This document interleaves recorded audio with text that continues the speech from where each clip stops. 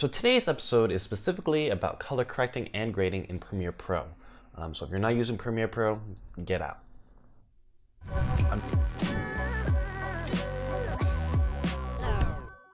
Welcome back to Kiro Productions. I'm Kiro Clayman, and today specifically we are working on color correcting and grading within Premiere Pro. Before we begin, that was really loud. So before we begin, I probably should say I am not a professional in color grading or correction. I'm learning just as you are, so please do not take all these things to exact law. They are just suggestions on how I do things in Premiere Pro. But with that being said, let's get started. Another side note, if you've not checked out Life Los Angeles, which is my previous video, please do check it out. All our examples are coming from that video, so I don't want to spoil anything for you. But if you have seen it, now we're gonna dive in. I promise. Here we go. Down to the soles in your feet, a glimmer in your skin that I can't believe. So here is my Life Los Angeles timeline, but I'm in an editing workspace and I want to get out of this. So I'm going to go right up top here. I'm going to select the color workspace. We do have a few to choose from. Again, we are color grading, so let's go ahead and click on color. So you will see on the right, we do have the Lumetri color tool work set, and on the left, we do have Lumetri scopes. So first thing, looking at our picture, I can tell it's not been white balanced correctly. And that's my fault, because I could have done that before I even shot the shot. All in camera settings. You just go into camera, go to white balance, custom white balance, and boom, you're done.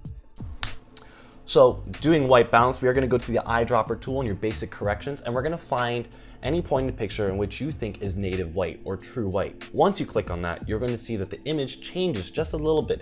Now your image has been white balance corrected. We can move on and start to work a little more with the highlights and shadows of your image.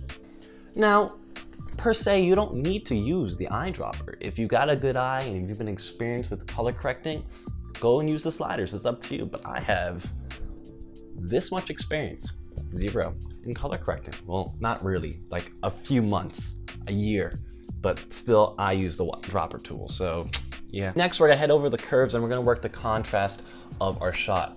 Our goal is to have our highlights and shadows in a specific point on your Lumetri scopes. So looking at your Lumetri scopes, you want your highlights to be from 90 to 100, and you want your shadows kind of be from 0 to 10. Now, is that a rule? Absolutely not. You don't have to do it that way.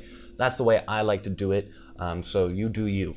Now I'm going to go back to basic correction. I'm going to move my saturation slider up. For me personally, I want my shot to be very vivid. I want the colors to pop. Not all colors, but certain colors. And we're going to get to that right now.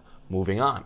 Now going back to curves, go ahead and move your red, blues, and greens until you have an image that resembles the image you want. Last thing I'm going to do is I'm going to head over to hue, saturation, and curves. For me specifically, I'm going to go ahead and tweak the blues, and I'm also going to tweak the yellows and orange. I want the blues in the sky, bathing suit, and water to pop out, and I want to make sure the sand here does have a little yellow and orange tint to it, as well as the skin. Boom, you did it. Let's take a look at the before and after. I think that's a pretty big difference, but let's take a look at one more shot, shall we? So taking a look at this example, we have the sun beaming right into the camera, and that is going to make color correcting a lot harder. Color grading, not so much, because generally when you do have the sun in your shot, you're looking for that sunset, sunrise look.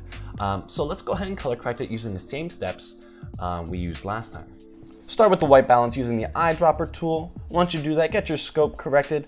Make sure your highlights are between 90 and 100, your shadows 0 to 10. If you want, you can bring the saturation up like I did. Next, tweak your red, greens, and blue curves. And don't forget to use the hue and saturation curve tool to make certain colors pop out. And then there you are. We now have another shot using the same exact process we did before. Before and after. Before and after.